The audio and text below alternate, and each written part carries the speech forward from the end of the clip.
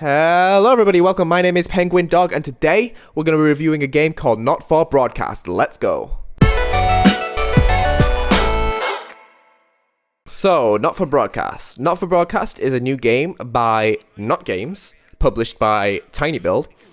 And it's an interesting little thing. So as you can see on screen, it's not conventional in the slightest. In fact, it's so specific that I've made the decision to only show early footage of the game. So this is the tutorial scene you're seeing here. So if you think this game interests you, I would not recommend looking up any more footage, because this is definitely a game which relies on the first playthrough more than anything. You know, just playing through it once and seeing all the twists and turns this game has, which by the way, it has a lot. But what do you actually do in this game? Well, it's sort of like a mix between Papers, Please and Night Trap.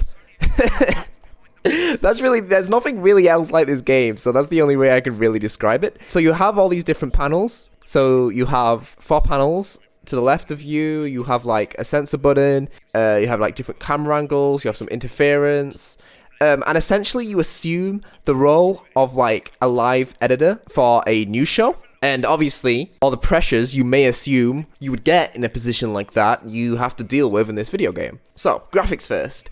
I mean, can you really even judge that? Like, the actual graphics themselves are actually pretty well made.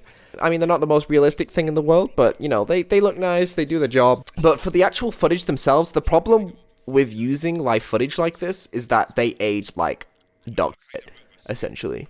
I mean, if you go back to the old Night Trap games, they look bad. They're all like pixely and compressed. That's the problem when you like shoot real people with real film. They tend to age quite badly compared to like if you play Super Mario nowadays. That people are still replicating that art style with, you know, pixel art. But as it is today, as a product in 2020, it is pretty good.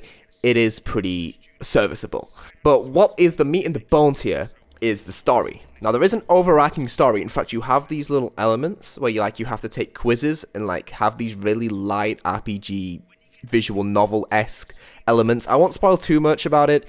It's sort of a way to dump exposition in the game without, you know, having to film all these different scenes. Apparently, there's going to be branching narratives. As I can assume and I can see, that doesn't really exist in the game as of now, so I can't really speak on that. As of now, it just ends up being this way to dump narrative outside of all the news segments. But what's the actual gameplay like? Well, the main gameplay revolves around, you know, switching between these different camera angles and these different scenes. And for the most part, it's pretty good. I really quite enjoy these elements. I think the best one is the censor. So when someone swears on live TV, you have about 2 seconds to erase that mistake, which is like, oh crap, you know, someone's swearing, you better like rush over it and censor it. It's a nice little adrenaline bump, and you'll realize that with this game, like, it's super immersive, and I realize that's a big part of this game.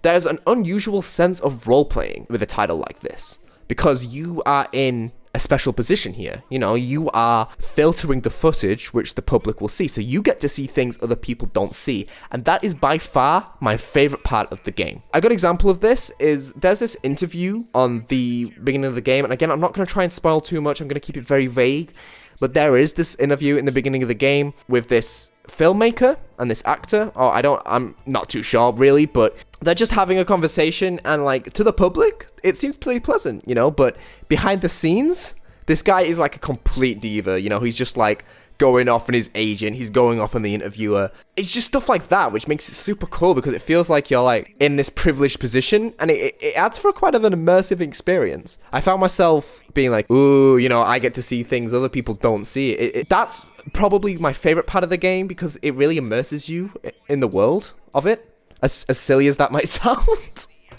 Another part of the game is you have to switch between the different TVs and the different camera angles, and you've got to do it in a very specific way. Like, you can't hold on to one shot for too long, but then if you switch between shots too much, then that also brings down your rating. Oh yeah, I should say you get rated at the end of each segment, as they call it, which is basically just like the end of each clip. You have to edit live, and you get rated on that. I'm not too sure what the ratings actually do. I mean, there are an incentive system to do well, but apart from that, like, I haven't really failed anything. And I don't think they actually tie into like any story narrative reasons. They might do later on. This is an early access game after all. I do have one issue with the gameplay, and that's the interference panel. So there's this panel on the right side it takes me out of the game a little. It's obvious it's there to keep tensions up and to keep you on your toes, and it's essentially like you scroll your mouse wheel up and down and you avoid the green static with it just doesn't seem realistic. And I'm not saying like, you know, being a TV editor is this simple, but like, you know, the censor button makes sense in context, switching between camera angles makes sense, switching to the adverts makes sense. I don't think a mini game about moving a ball up and down is really something people do while editing live TV to avoid interference. I mean, maybe it'd be a little more immersive if it was like some sort of knob or something, but as it stands right now, it just seems like a silly distraction. I'm not too big of a fan, but that's obviously a nitpick in the grand scheme of things. Another big part of the game is the writing and the story. You have each like different segments to do. You have like interviews, you have like game show commentaries, you have like all sorts of things. I don't want to give too much away. I hope I was vague enough there. As you filter these things, you have to watch them, and they're a joy to watch. The only thing I would say is that the acting is pretty indie. You know, it's obviously not professionals. I feel like they took the Max Payne approach, where like they got random people from their game studio or like random friends and family to act, because the acting isn't very good. But I mean, that's to be expected in a budget video game like this. And obviously, like, as long as the writing can hold up, which it does, it's not too big of a deal, and I think you'll forget about it after a while. Oh, I did forget to mention one thing. So at the top, there is a audience rating, and you've got to basically keep the audience up. And if the audience dips into the red, you get fired, essentially. That's never happened to me in the whole game. I will say the game feels a little easy sometimes. We'll get on to a problem I had with a difficulty spike later on in the game, but, you know, as it goes, it's pretty easy. I can't really imagine anyone losing this game. I mean, I got like I think I got an E rating once. That's probably as bad as I did. But it does do a pretty good job of keeping you on your toes, even if it is pretty easy. You know, you can't just slack off. You do actually have to pay attention. Now, there is one issue I have with the game. Okay, so this is a spoiler territory. I'm going to mark this as spoiler alert. I'm also not going to try and give too much away, but if you don't want any of this game spoiled, leave now. It's not too big of an issue, though. I'm not going to spoil any big story points. I'm just going to spoil some gameplay elements, which gets introduced later on. So if you're not a fan of that, leave now, I guess. The second to third segment, the very last ones in the game, you get this lightning strike, which basically means you can't click on the buttons as the lightning is over it.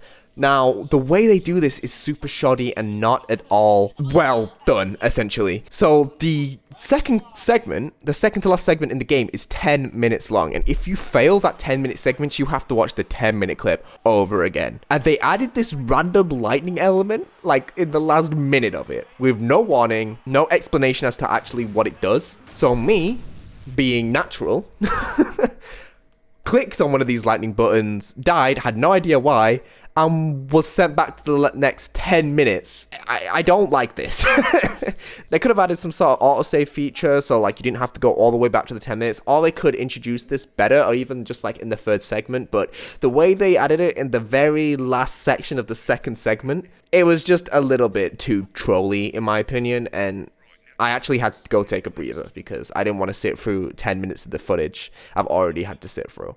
But apart from that, this game is sick. You know, there's a lot of great writing on show here. There's a lot of great care and consideration into the gameplay elements and how it fits into the story. And there's also just like a very goofy air to the game. You know, it doesn't always take itself too seriously. In fact, it really does. And it just adds for this very entertaining, very fun experience, essentially.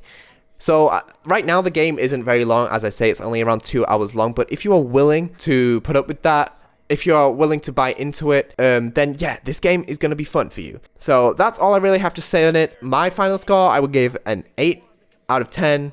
Strong 7, light 8. We'll go with 8. It's a good game.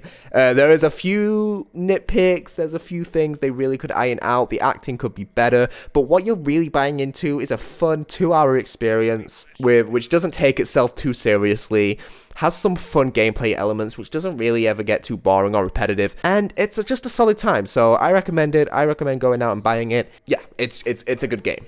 So if you enjoyed this review, please leave a like. Leave a comment, let me know if what you like, what you didn't like about it. Also, subscribe, because I am going to start posting reviews frequently. I'm hoping to do one every single week now that we're in quarantine. Okay, yeah, so I will see you guys later. Goodbye.